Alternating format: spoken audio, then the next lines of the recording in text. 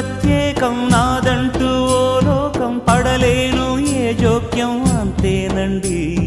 బాగుంది మీ టేస్టు నాకెంతో నచ్చేట్టు మనసెంతో మెచ్చేట్టు మీ మీదొట్టు